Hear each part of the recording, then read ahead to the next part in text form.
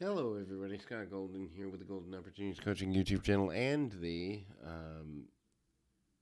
TNT review series. We continue our series here on TNT. This is the December 6th, 1985 edition. We continue that, and that is a potentially good thing. Um, the TNT series is an interesting experiment. Looking back, I think WWE was trying to be more an entertainment company than now. Actually, in some ways, also better character development for the nature of things, as it were, and ultimately, again, this is basically about Don Morocco's newest film, among other things. And we move forward into this, deal here, and is pretty basic.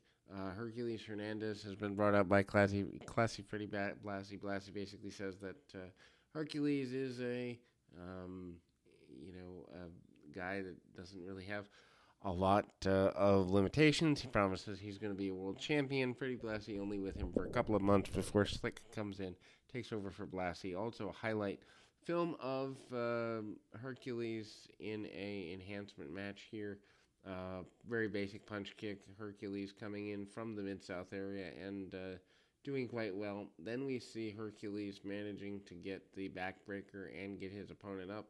And over Blassie basically says that he knows the future for his man is world championships, and Hogan and everybody else needs to get out of the way. And decent enough little run there. Hercules coming in at the end of 1985 is pretty cool. Then we see Fabulous Moolah, who is embracing Classy Freddie Blassie. Moolah is once again your world's women's champion, as she promised to be. The fans are calling her old, asking her if she's going to retire, among other things. Really basic stuff. Moolah is doing the Southern older lady deal here. Is they run this through commercial break. Moolah basically says she's not ready to stop and that she can fight just about anybody, anytime, any given way. Then we see the highlights of the Spider Lady, aka Fabulous Moolah, under a mask and in a bodysuit against Wendy Richter. Takedown rolls her up and gets the quick pin, cheating to win the championship here for the second time. And of course, Moolah holds it for about another year or so before Sherry Martel takes it over.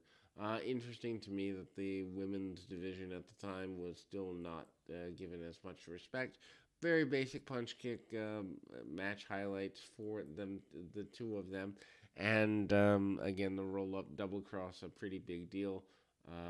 And Freddie Blassie kind of intimates that he wants to perhaps manage Moolah going forward. Anyway, we see the benefit of Scott McGee. McGee basically says he is fighting to be at the best of his run. They kind of are doing a Superman strong gimmick with him.